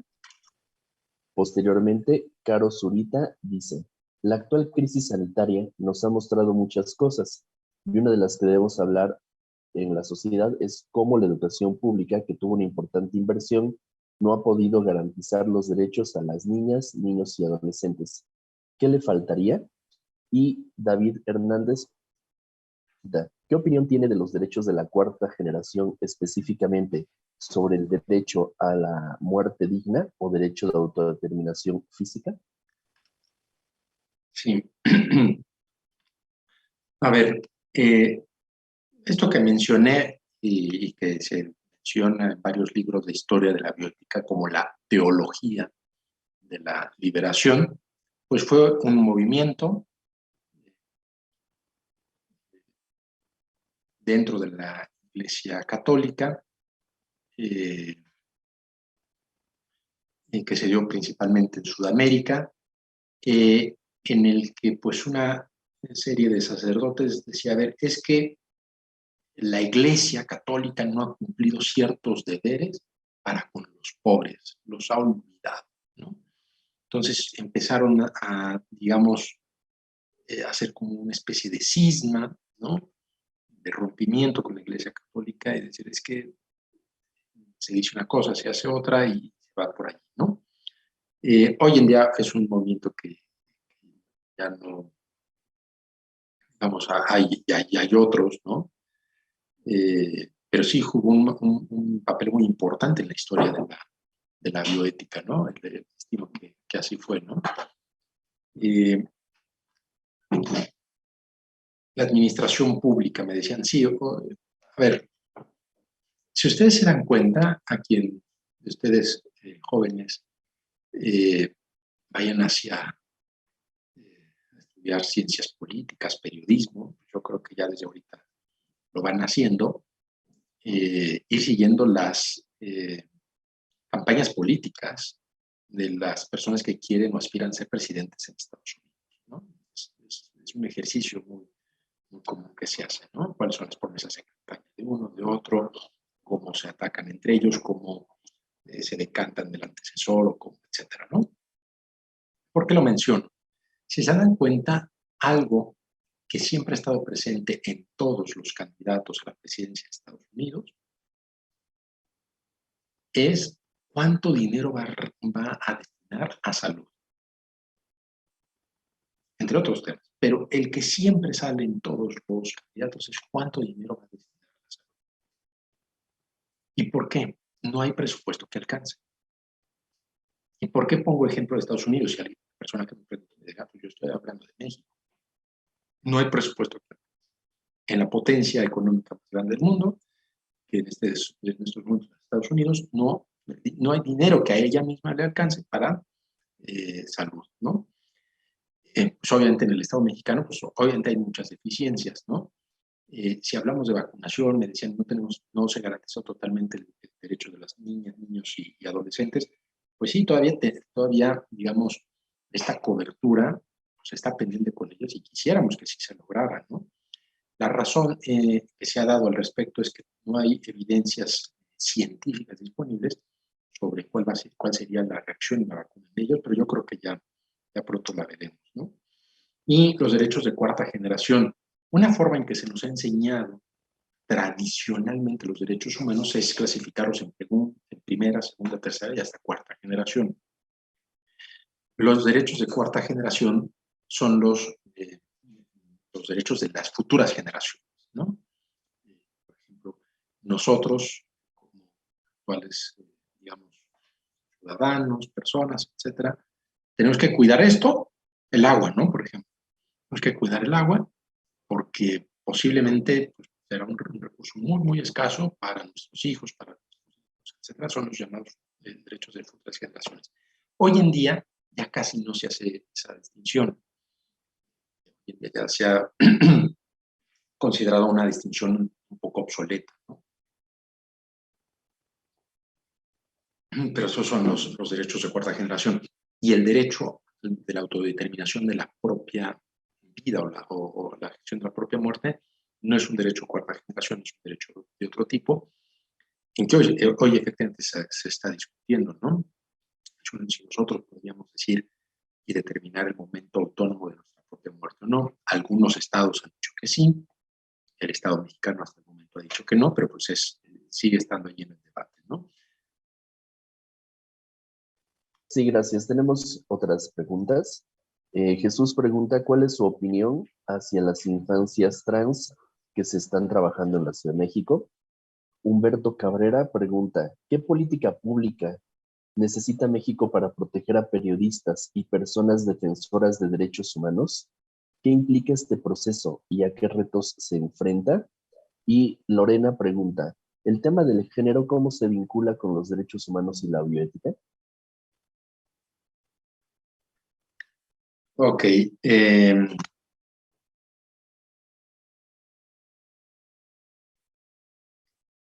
Voy a vincular la primera y la segunda pregunta, ¿no? La primera que me refería sobre las personas trans y pues la última en cuanto a la identidad de género, ¿no? No son temas que yo haya explorado mucho en mi línea de investigación, ¿no? Yo en la parte de derechos humanos, de bioética, me he encaminado más eso sobre lo que es voluntad anticipada, eutanasia, derechos privados, etcétera, ¿no? Pero voy a hacer mi comentario al respecto, ¿no? Y que ya lo he dicho en otro foro, ¿no? Cuando se habla de la diversidad sexual, cuando se habla de la identidad de género, hay una palabra que siempre pues, sale al discurso, y es la de tolerancia. En lo personal no me gusta esa palabra, no me gusta esa palabra, porque tolerancia, inclusive, su significado más auténtico desde el punto de vista etimológico, tolerar significa tanto como soportar, ¿no? Y cuando hablamos de esa pluralidad de la que hablé en un principio, creo que la palabra no es la tolerancia. La palabra debiese ser integración. Todas las personas somos distintas. Tenemos algo común y algo distinto, ¿no? ¿Qué tenemos en común? La dignidad, por ejemplo. La dignidad que tiene como José Antonio es la misma a la que tiene el señor presidente, ¿no? La dignidad que tiene José Antonio como varón es la misma dignidad que tiene la mujer. Y insisto, podemos así poner muchos ejemplos al respecto, ¿no? Es algo muy compartido. Otra igualdad que comparte José Antonio con cualquier otra persona, por ejemplo, la igualdad de la ley, etc., ¿no? Pero también debemos de reconocer nuestras desigualdades. También tenemos que reconocer nuestras desigualdades. Una persona es creyente, una persona es agnóstica, una persona es empresaria, otra persona es trabajadora, una persona tiene ciertas preferencias políticas que otra, una persona tiene ciertas preferencias sexuales o una identidad de género determinada, etc. ¿Y qué es lo que implica? Que evidentemente no pueden desaparecer esas desigualdades, esas diferencias. Un Estado que quiera desaparecer esas diferencias es un Estado totalitario. Es un Estado fascista. No, están ahí esas diferencias. Lo que debe de hacer un Estado democrático participativo es que estas personas, a pesar de sus diferencias, encuentren un modelo integrativo en la sociedad, que se encuentren realmente integradas en todo en la sociedad, en lo económico, en lo político, en lo cultural, y no que sean toleradas, no que sean soportadas. No, desde un punto de vista personal, no sé, apelar por la integración, ¿no? Y lo último, ¿no? Las políticas públicas y pues cómo promover, bueno, cómo proteger a estas personas defensoras de derechos humanos, ¿no?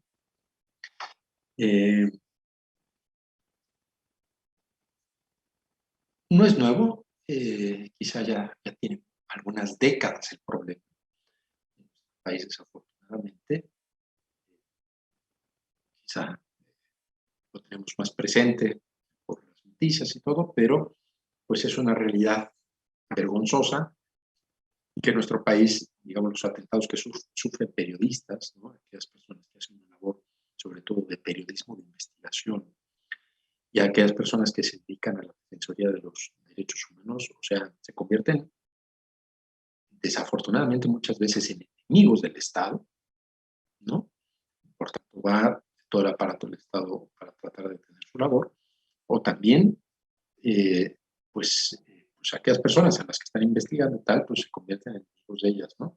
Y desafortunadamente, pues sí, no tenemos una política pública contundente de protección a estas personas, ¿no?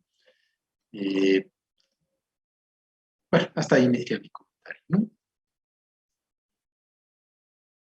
Sí, gracias. Tenemos una última ronda de preguntas. Camila pregunta, ¿qué sugerencias o recomendaciones nos daría estudiantes que quisiéramos estudiar Derecho? Posteriormente, Flor del C pregunta, ¿qué se puede hacer ante las caravanas migrantes y su exigencia de derechos? Y Paola Estrada Palomares dice, según entiendo, los derechos humanos deben preservar la dignidad humana. En ese sentido, específicamente en los casos de investigación científica y experimentación clínica con seres humanos, ¿qué sucede? Gracias. Sí. Eh,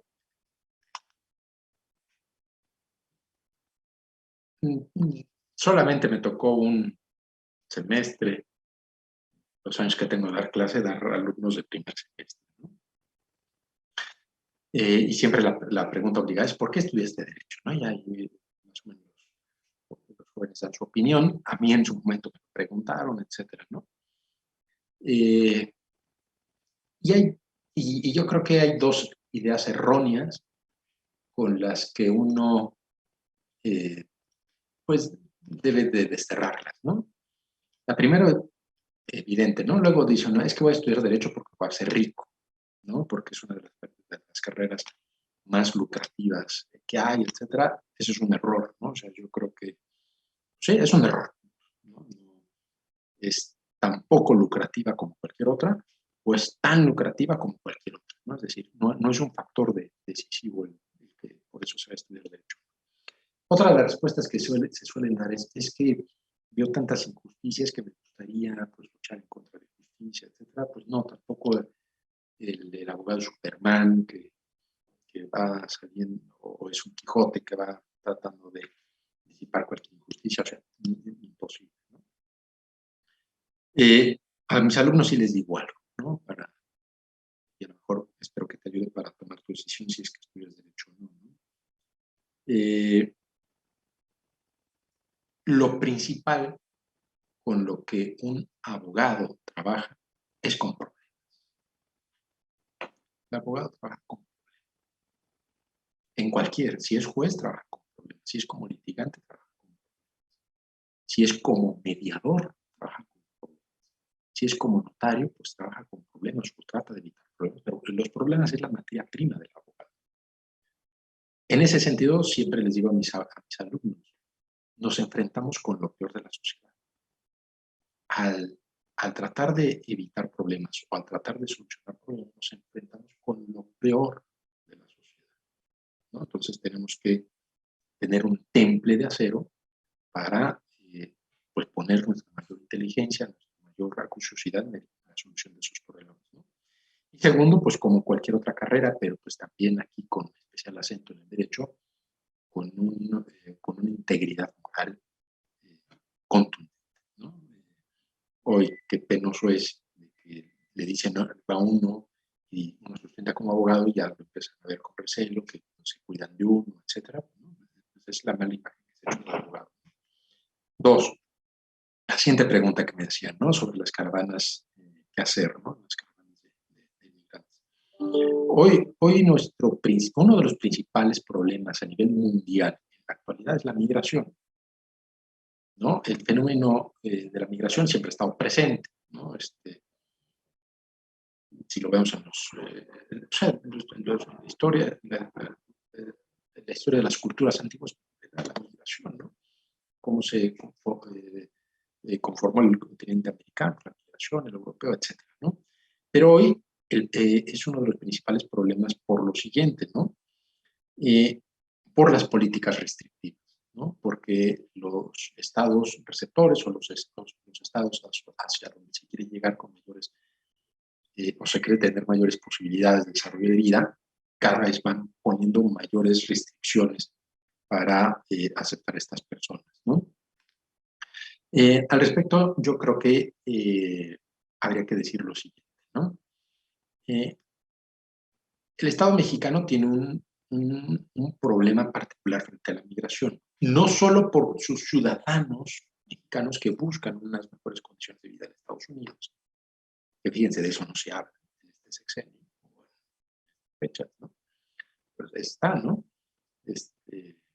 Sigue siendo una parte importante del Producto Interno Bruto. El año pasado llegó más o menos a 5.000 millones las remesas, ¿no? O sea, sigue siendo una parte importante del Producto Interno Bruto.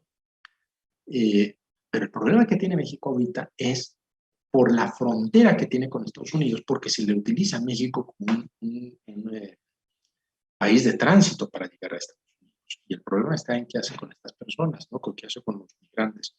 O detiene su paso desde la parte sureste del territorio nacional, o no, y se les permite llegar, hasta se les facilita, etcétera, ¿no? Este es un problema precisamente que lo pone a México en un problema diplomático, ¿no? Evidentemente tensa la relación con Estados Unidos y permite y favorece el tránsito migratorio, pero al mismo tiempo con los estados sudamericanos, pues si no lo hace también genera un problema para allá, ¿no? Yo creo que no existe todavía una política clara respecto de qué es lo que se va a hacer. Yo creo que aquí lo fundamental, independientemente de que se decida apoyar o no, pues está el respeto de estas personas, ¿no? Procurar un mayor, digamos, procurar los derechos de estas personas, ¿no? En el tránsito que decidan hacer por sí mismas en territorio nacional, ¿no? Y lo último, en cuanto a la dignidad humana e investigación, sí, a ver, nada más pongo ahí el dato, ¿no? Uno de los detonantes que dio origen al nacimiento del informe Belmont. El informe Belmont es uno de los documentos fundacionales de la bioética. Si lo ponen ahí en internet, sale la historia. ¿Cómo surgió? Porque en Estados Unidos se hizo público, precisamente a partir de un periodismo de investigación, se hizo público un estudio que se estaba practicando en afroamericanos sobre la sífilis. ¿Qué significa? Que a las personas de raza negra intencionalmente se les infectó de sífilis pensando que tenía un desarrollo, la enfermedad distinta en personas, digamos, caucásicas y personas de raza negra, ¿no? Se les infecta, se hace el estudio, etcétera, sale a la luz pública, es todo un escándalo, y es uno de los grandes parteaguas en la investigación científica. Y a partir de entonces, digamos, se crean lo que son instrumentos éticos y bioéticos de investigación en seres humanos con sus respectivos comités. Recordando, los medicamentos que hoy usamos pasaron por protocolos de investigación en seres humanos para que puedan salir al mercado. Las vacunas que hoy estamos utilizando para el COVID fueron, en primer lugar, estudiadas en humanos. La investigación en seres humanos, desde mi punto de vista, no está mal, no debe de prohibirse, lo que sí debe de regularse, digamos, de manera muy puntual, son los requisitos de esos protocolos para cómo acceder a sus estudios, cómo debe ser el reporte de resultados, etc.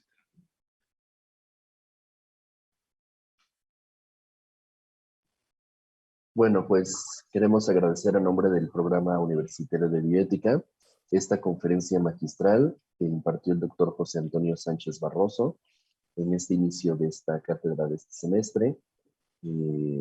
Agradecemos las publicaciones y el compartir las imágenes, a lo mejor frases que fueron significativos para cada una de las personas que han estado sintonizando esto, con el hashtag Lunes por la Igualdad, que vamos a estar trabajando a lo largo de este semestre. Y pues bueno, simplemente desearles que este 2022 sus familias estén llenas de salud, que este inicio de semestre sea lo mejor para todas, todos, todes. Y a nombre del Programa Universitario de Bioética, agradecer también a Francisco Hernández, David Cifuentes, y Villafán y Andrea, que hacen posible esta cátedra. Nos vemos el próximo lunes con el tema de derechos humanos y no discriminación. Muchas gracias.